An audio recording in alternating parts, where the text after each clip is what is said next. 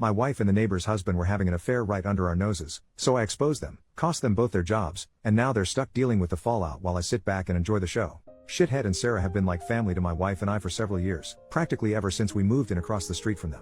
The four of us were extremely tight. Our kids are the same age as theirs and are all good friends. We were one big family unit. We did dinner together a few times a week. We even went on vacations together. I truly saw Shithead as a brother, and my wife and Sarah were very close too.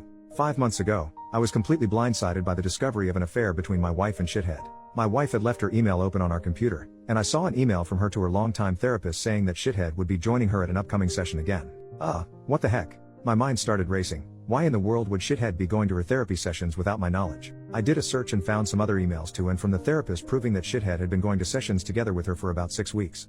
I checked our mobile phone account and discovered that, since late summer, they had been exchanging hundreds of texts every day, peaking at nearly 500 per day by the holidays. Speaking of the holidays, my wife and I hosted both of our families, parents, siblings, etc., for both Thanksgiving and Christmas dinner, and Shithead and Sarah joined us either for dinner or after dinner on both holidays. Text records show that the entire time that they were at our house celebrating with our families, my wife and Shithead were texting each other across the room. They were doing that pretty much every time the four of us hung out, for months. And, all day every day just in general. But what bothers me the most is that they were doing it with Sarah and I right there. I confronted my wife with the evidence and she admitted that yes, she and Shithead had fallen in love. It just happened. I don't know how. But I love him and I just don't feel anything for you anymore, I'm sorry. They had gone on a school district trip together, something had happened in her hotel room, and things had moved quickly from there. She explained, as I lay face down on the couch, unable to look at her, that they had already made plans to move out and divorce me and Sarah, and while they didn't plan to move in together immediately because of the kids, they'd probably do so eventually. The meetings with the therapist were supposedly mostly for the purpose of finding a way to break this to me and Sarah as gently as possible, because they were so very concerned for our well-being. Sarah and I are fairly certain that they weren't planning on telling us about the affair at all, and were simply going to discover their feelings for one another several months down the line, after they'd come up with some other reason to divorce the two of us. My wife moved out 2 months ago. I was, and still am, utterly destroyed. I cry every day. I cried writing the first few paragraphs of this story just now. I worry nonstop about the impact on our kids. But I am also not exactly a shrinking violet when I feel that I've been wronged. And in this case I was, objectively, very very wronged. So, a couple of years ago, Shithead ran for a Board of Education seat as a pretty extreme underdog. I helped him with his campaign materials and debate prep, and my wife, a well-known school district employee, this becomes important later, got the word out as best she could. Much to our surprise, he actually won in a squeaker, by just a few dozen votes. Being on the board became the center of Shithead's world. He joined every committee that he could. This turned into the foundation of his affair with my wife, as they were constantly going to school events and meetings together on evenings and weekends. Once I discovered the affair, my thoughts turned pretty quickly to revenge, and it occurred to me that an extramarital affair between a member of the Board of Education and an employee of the school district was at least bad politics and possibly violated district policy. Making things far worse for them was that my wife was in the running for an open administrative position, and everyone knew that she was more or less guaranteed the job and the major pay raise that came with it. She had just finished her master's degree in school administration, at the urging of her principal and the superintendent, so that she could be promoted to this specific position. I had plenty of evidence of the affair, like texts from both of them admitting to it, text records showing that they were texting hundreds of times a day, emails to and from the therapist, etc. I considered simply emailing all of the evidence to the board and the superintendent, but felt like I, as the grieving betrayed spouse, might not be seen as a credible source. So instead, I invented a fictitious furious friend who was planning on showing up to the next board meeting and publicly shaming the two of them for their affair. I told my wife that I'd tried to talk this person down but couldn't guarantee that they wouldn't show up and humiliate them publicly. As I expected, this led Shithead to conclude that the only option was for him to preemptively admit the affair to the board. The superintendent subsequently recommended that Shithead resigns, which he did. Sarah said that he was utterly humiliated and crushed, and barely got out of bed for a few days afterward. Once word of the affair and Shithead's resignation started getting around, the superintendent, a longtime friend of both my wife and Shithead, contacted my wife and tearfully informed her that it was no longer politically appropriate for her to be promoted to an administrative position within the district. The position that had been lined up for her was later filled by an outside candidate. This sent waves of confusion and rumor throughout the district, as it was pretty well known that my wife was getting the job. The day after she was informed that she wasn't getting the promotion, my wife and I, despite our crumbling marriage, took our son out to breakfast together on his birthday, and a parent stopped by our table to congratulate her on her new role. She said, "Thanks," then excused herself to go cry in the bathroom for a while. I let the dust settle for a couple of weeks, and then, right before my wife moved out, let them in on my little secret. There was never a furious friend threatening to expose them in the first place. It was just me. Word of all of this has gotten around our fairly small town, which Shithead grew up in and my wife has worked in for nearly 20 years. My wife refuses to talk to me about how things are at work now, but I've heard from some people I know in the district that her formerly spotless reputation has taken a major hit. Shithead, formerly a gregarious social presence in our neighborhood and at events and pubs in town, has completely gone underground and barely emerges to mow his lawn. He's moving out soon, to a crappy little townhouse which is all he can afford due to all the child support he's going to have to pay his wife. My wife and Shithead claim that they plan on trying to make things work together, despite all the public humiliation. I wish them lots of luck with that. I'm sure it will be a lot of fun to show their faces together in town. Relevant comments. Commenter, are you and Sarah a thing now? You should totally be a thing, that would be awesome. No. We're friends.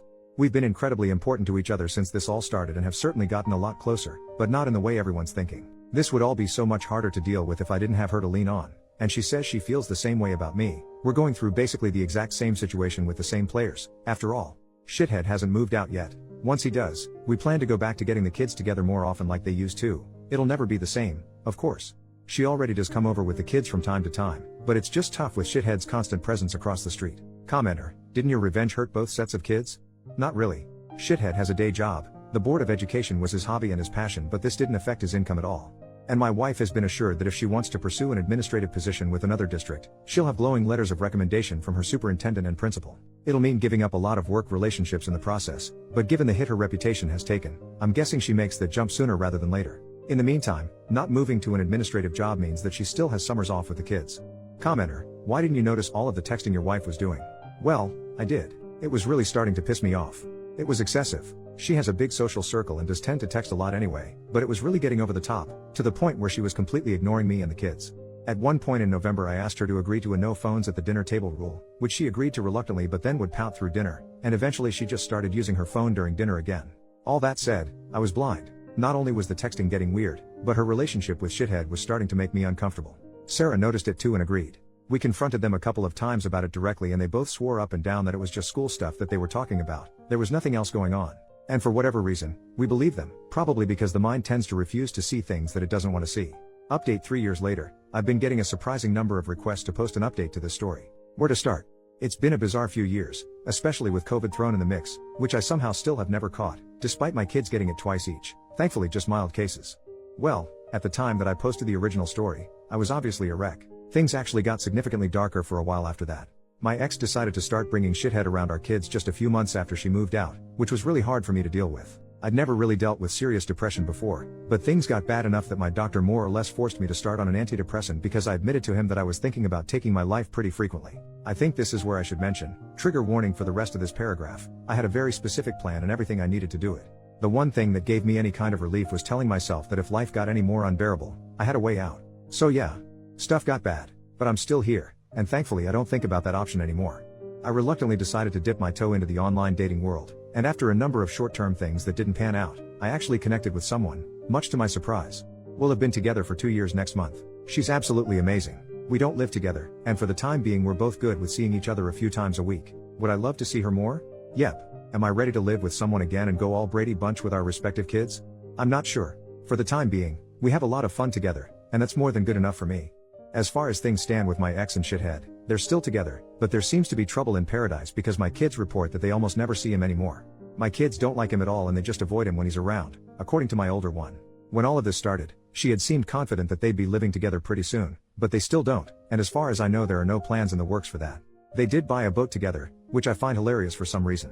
It just seems like the classic affair couple thing to do. Sarah took a long time to accept that her marriage was truly over, but once she did, she really did an admirable job of moving on. She engrossed herself in home improvement projects, she remains the same incredible mom that she's always been, and she's been in a friend with benefits type relationship, which is all she wants right now, with a nice, funny guy for almost 2 years. We hang out here and there, especially when my pool is open in the summer. We aren't nearly as dependent on each other as we were in the beginning, but we're still close friends. And no, still nothing more than that, which I'm glad about because the one thing this situation definitely never needed was more drama. My ex left the school district she was working for and took a job in a neighboring district. I have no idea what Shithead is up to, nor do I care. I hardly ever see him except at the occasional school event. For a while there, I was worried that he'd look at me the wrong way and I'd wind up in jail for knocking him out in an elementary school cafeteria or something, but I just don't care enough about him anymore for that to be a concern. So, all in all, life is pretty okay right now. I do miss being a family. I still have nightmares about all of this stuff and deal with intrusive thoughts at times. I fall asleep to audiobooks now to keep those thoughts at bay, otherwise I still struggle to sleep sometimes. But my girlfriend is amazing. I have an incredibly supportive family. I just officiated my sister's wedding a couple of months ago, and I have a big dog who needs lots of walks and that's a huge help for me on so many levels. I hope that update answered people's questions. Thanks again for all of the support.